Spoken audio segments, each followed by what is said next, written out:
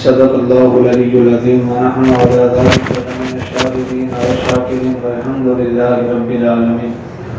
اللهم نور قلوبنا بالقرآن وزين أخلاقنا بالقرآن وادخلنا الجنة بالقرآن ونجنا من النار بالقرآن. قال الله تبارك وتعالى في شان حبيبه مخبرا وآمرا إن الله وملائكته يصلون على النبي يا أيها الذين آمنوا صلوا عليه وسلموا تسليما. اللهم صل وسلم وبارك على سيدنا محمد قد هيلتي يدركني يا رسول الله صلى الله عليه وسلم. تمام حمد و ثنا تعریف و توصیف اللہ جل مجدہ الکریم کی ذات بابرکات کے لیے جو خالق کائنات بھی ہے اور مالک کے شجدیات بھی. اللہ جل وعلا کی حمد و ثنا کے بعد حضور نبی رحمت شفیع امت رسول منتشا آقا کل ختم الرسول دانائے سبول امام الانبیاء حبیب کبریا تاجدار حل عطا مشکل کشا حاجت روا جناب محمد رسول اللہ صلی اللہ علیہ وسلم کے حضور ناز میں اپنی محبتوں عقیدتوں ارادتوں کا خراج پیش کرنے کے بعد عالی مرتبہ وقار حضرات السلام علیکم ورحمۃ اللہ وبرکاتہ. حضرات محترم، اللہ رب العزت کی توفیق سے میں اور آپ محفل نگاہ مصطفیٰ صلی اللہ علیہ وسلم میں حاضری کی سعادت حاصل کر رہے ہیں. اللہ رب العزت ہماری حاضری کا لمحہ لمحہ قبول فرمائے، آنے والوں کو خیر و برکات نصیب فرمائے. 11ویں شریف کا مہینہ ہے اور حضور غوث پاک رضی اللہ تعالیٰ عنہ کی سیرت پاک اور آپ کی زندگی کے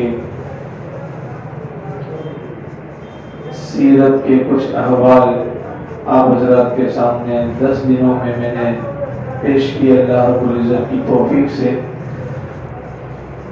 آج چونکہ حضور علیہ الصلوۃ والتسلیم کی نسبت سے یہ محفل سجائی ہے تو نیت یہ کی ہے کہ کچھ باتیں نسبت مصطفیٰ صلی اللہ علیہ وسلم کے تعلق سے ہو اور کچھ باتیں نسبت غوث پاک رضی اللہ تعالیٰ عنہ سے جو وہ بیان کی جائے تاکہ دونوں نسبتوں کا فیض ہمیں حاصل ہو جائے. حضرت فاروق اعظم رضی اللہ تعالیٰ عنہ کے مقدس زمانے میں ایک اعرابی دیہات کا رہنے والا شخص حاضر ہوا اور آ کر اس نے اسلام قبول کیا، مسلمان ہو گیا.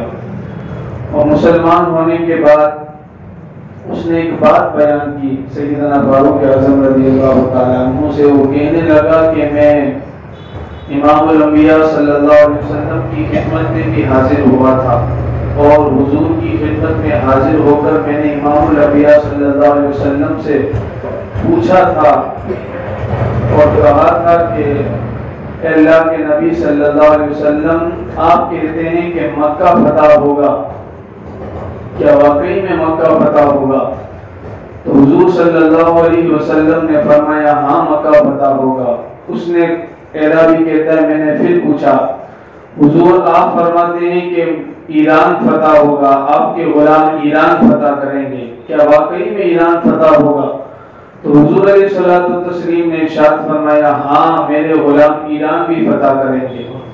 پھر اس نے کہا کہ آپ کی دعوت ہے، آپ کا اعلان ہے کہ قیامت آئے گی اور جب قیامت آئے گی تو دوبارہ قبروں سے اٹھایا جائے گا، لوگوں کو قبروں سے اٹھایا جائے گا، کیا واقعی میں قیامت آئے گی؟ تو آقا کریم صلی اللہ علیہ وسلم نے ارشاد فرمایا ہاں واقعی میں قیامت آئے گی.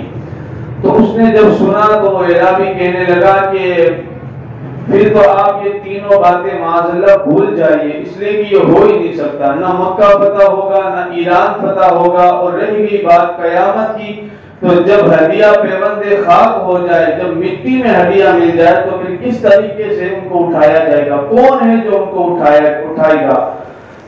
تو آقا کریم صلی اللہ علیہ وسلم نے اس اعرابی سے کہا کہ 2 باتیں تو اپنی زندگی میں خود دیکھے گا، یعنی مکہ بھی فتح ہوگا، ایران بھی میرے غلام فتح کریں گے.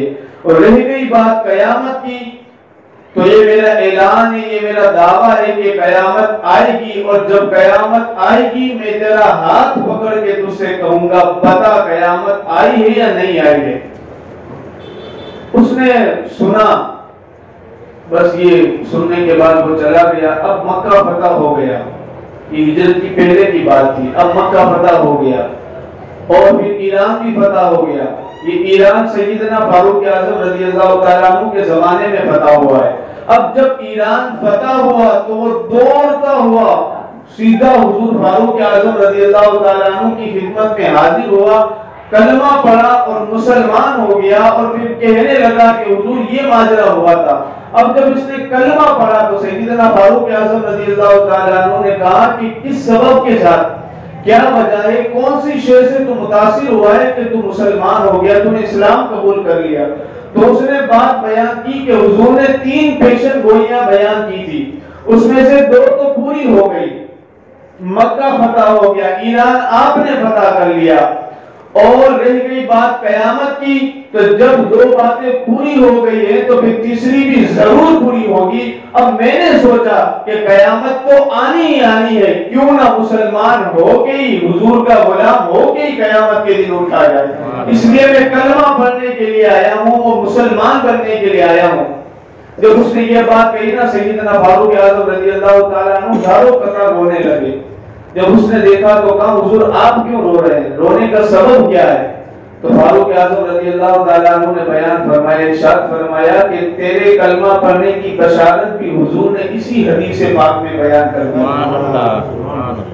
وہ کہنے لگا حضور نا نا نا، حضور نے تو میرا کلمہ پڑھنے کا ذکر ہی نہیں فرمایا، حضور نے تو بس اتنا کہا تھا کہ قیامت آئے گی، میں تیرا ہاتھ پکڑوں گا اور تجھ سے کہوں گا بتا قیامت آئی ہے یا نہیں، بس اتنی سی بات، کلمہ پڑھنے کی تلقین حضور نے نہیں فرمائی۔ تو فاروق اعظم رضی اللہ تعالیٰ عنہ نے بیان فرمایا کہ اسی حدیث میں تو تیرے کلمہ پڑھنے کی بشارت ہے، تو سمجھتا نہیں۔ اس نے کہا حضور وہ کیسے؟ تو فاروق اعظم رضی اللہ تعالیٰ عنہ نے ارشاد فرمایا سن پھر کہ جس کا ہاتھ حضور پکڑ لے پھر اسے دوزخ میں نہیں جانے گا، جس کا ہاتھ حضور پکڑ لے پھر وہ دوزخ میں نہیں جائے گا۔ اب جب دوزخ میں نہیں جائے گا تو سمجھ جانا چاہیے نہیں کہ مسلمان ہی ہوگا۔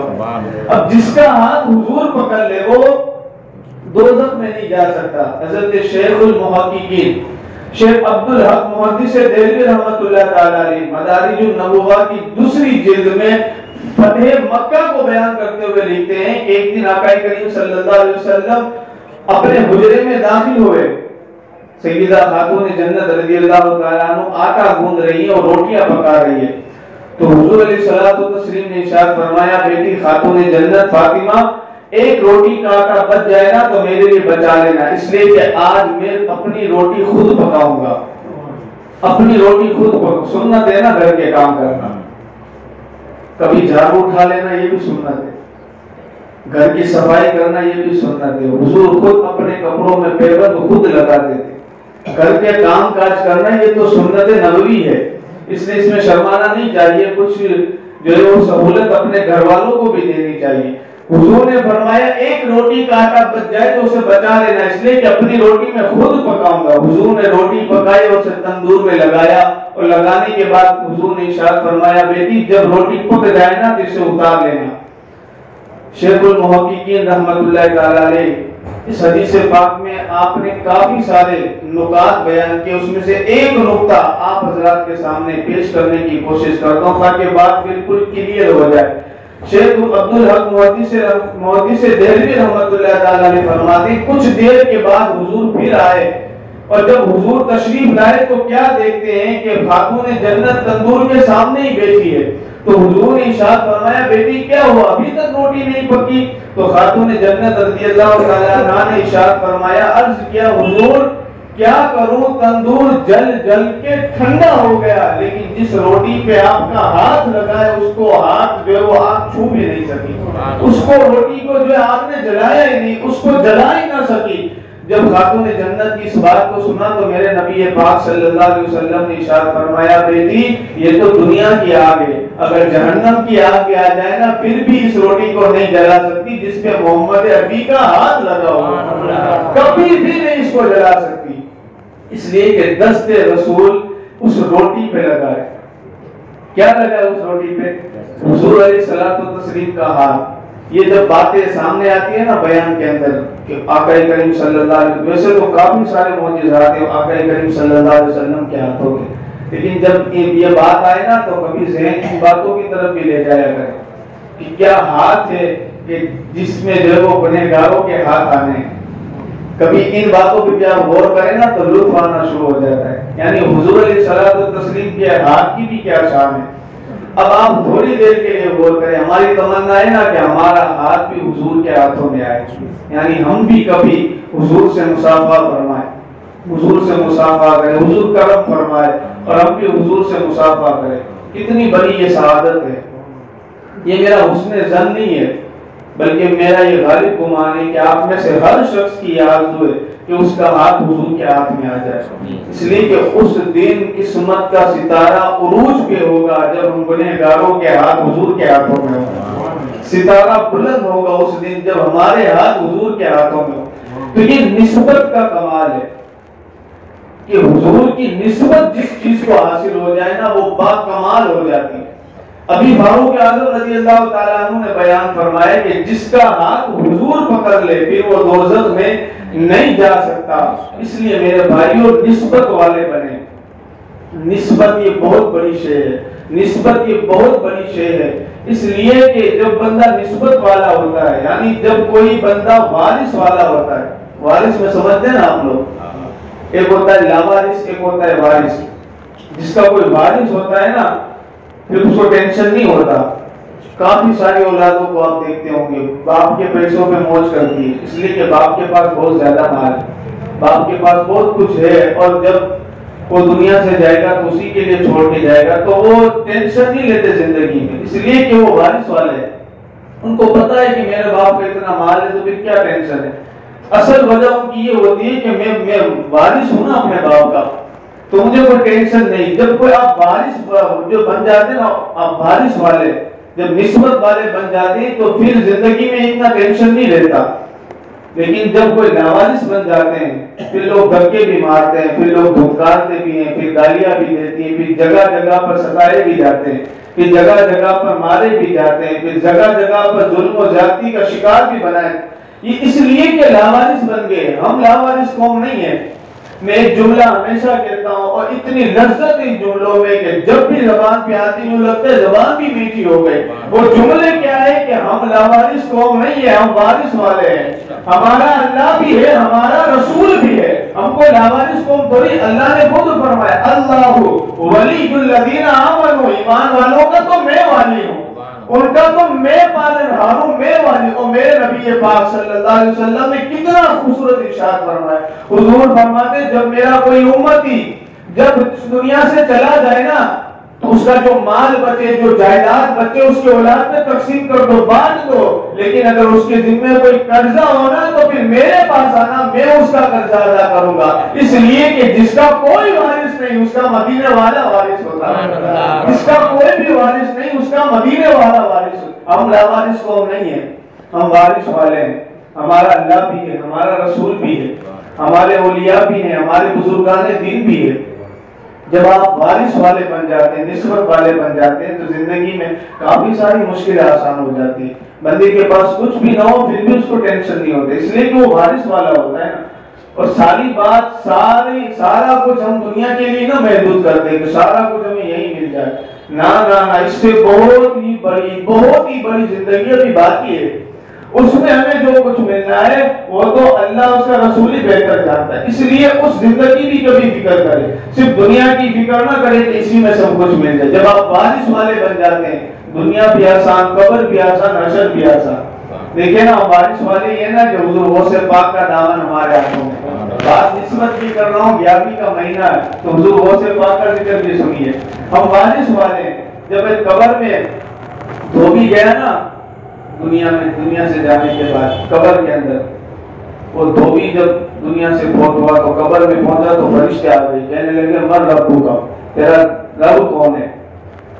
تو اس نے کہا میں تو عبد القادر کا دھوبی ہوں۔ اس بات پہ بڑے مغالطے ہوتے ہیں، کوئی کہتا ہے یہ ہے، کوئی کہتا ہے وہ ہے، لیکن میں آپ کو جس کتاب کے حوالے سے یہ بات بیان کر رہا ہوں نا وہ اشرف علی تھانوی کی ہے۔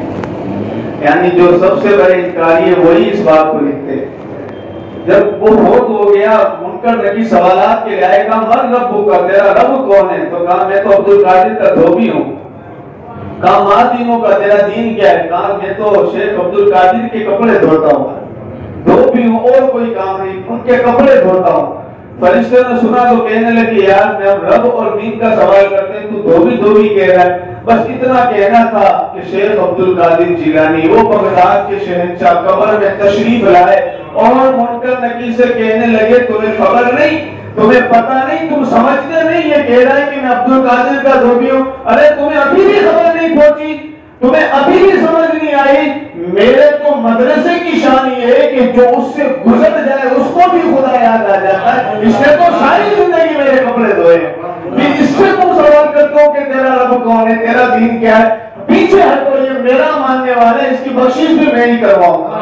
ہم جب وارث والے بن جاتے ہیں تو پھر قبر بھی آسان ہو جاتی ہے، اس لیے وارث والے بنے۔ جب آپ وارث والے بنیں گے تو پھر آپ کسی کے پیچھے چلنے والے نہیں ہوں گے، آپ کو سہارا دینے کے لیے خود لوگ آپ کے آگے ہو گئے ہوں گے، اور خود آپ کو سہارا دے کر ہر جگہ سے، ہر تکلیف سے بچانے والے آپ کے پیچھے پیچھے ہوں گے۔ یہ وارث والی تو لوگ ہیں کہ مرزا مظہر جانا رحمت اللہ تعالیٰ علیہ لکھتے ہیں کہ دلی میں نا تازی تازی بارش ہوئی، ایک بزرگ، ایک ملک، ایک فقیر اللہ کی یاد میں مست اللہ اللہ کی صدا دے کے جا رہا ہے۔ تازی تازی بارش ہوئی ہے، راستے میں بارش گری ہوئی ہے، تھوڑا سا کیچڑ بھی بن گیا ہے، وہ اللہ کی صدا لگاتے ہوئے وہ بزرگ جا رہے ہیں۔ اچانک ایک طوائف اپنے مکان سے اپنے یار کو لے کے نکلی، وہ سیڑھی پہ آ کے بیٹھ گئی۔ وہ بزرگ اللہ اللہ کی صدا دے کے جا رہے ہیں۔ جب راستے میں اس کے پاس پہنچے نا تو بزرگ کے قدم سے چھینٹے اڑے، اور چھینٹے اڑ کر سیدھے اس طوائف کے جو ہے وہ کپڑوں پہ گرے۔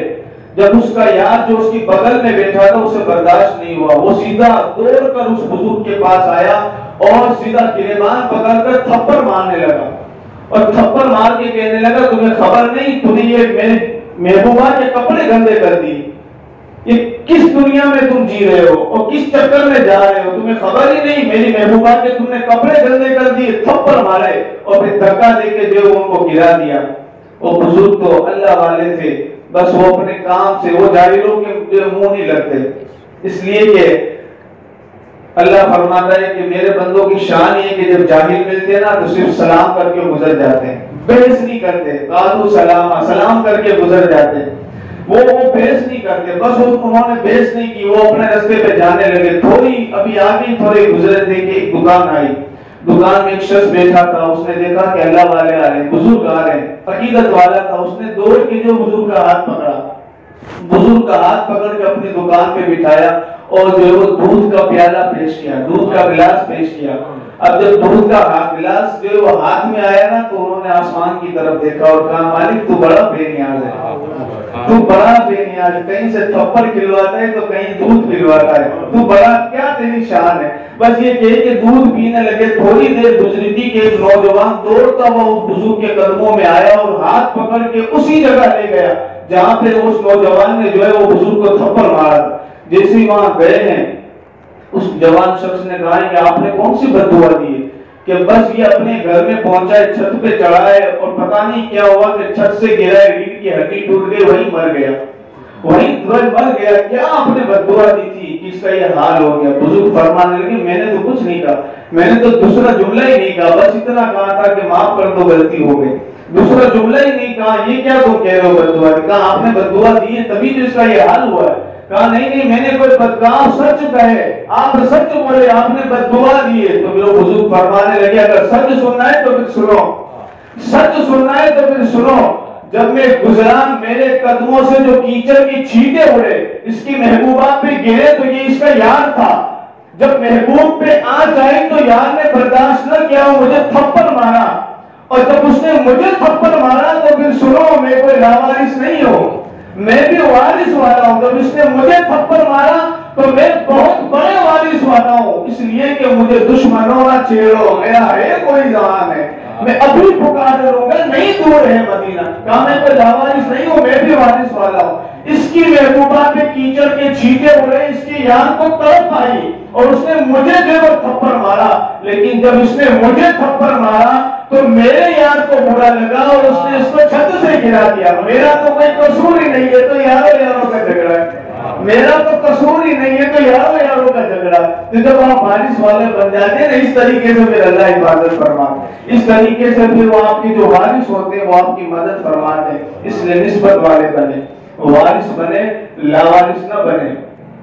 جو لاوارث ہوتے ہیں وہ دھکے دیے جاتے ہیں کہ مسلمانوں پہ ظلم ہو رہے ہیں, لوگ ناامیدی کے شکار ہو گئے. کیا ہوا؟ اصل بات تو یہ ہمارے گناہوں کی سزا ہے, بڑی اعمال کی ہماری سزا ہے. ورنہ ہم کیا ہے؟ علامہ اقبال نے کہا تھا وہ معزز تھے زمانے میں مسلمان ہو کر, اور تم خار ہوئے تاریخ کے گناہ ہو کر. ہم نے اپنے نسبتوں کو چھوڑ دیا. ہم ہیں کیا بس وہی نہیں سمجھ آتی. ہم نے سمجھا ہی نہیں کہ ہم ہے کیا. مسلمان تو ایک انقلاب کا نام ہے, مسلمان تو بہادری کا نام ہے. مسلمان یہ مار کھانے کے لیے نہیں بلکہ سلطنت چلانے کے لیے پیدا کیے. اس لیے ناامیدی کی کرن کو نہ پھیلنے دے. امید والے بنے, وارث بنے, نسبت والے بنے. اللہ رب العزت کی بارگاہ میں دعا ہے کہ ہم سبھی کو کہنے سننے کے ساتھ عمل کی توفیق عطا فرمائے, اور اللہ ہم سبھی کو ان باتوں کو سمجھنے کی توفیق عطا فرمائے. آمین.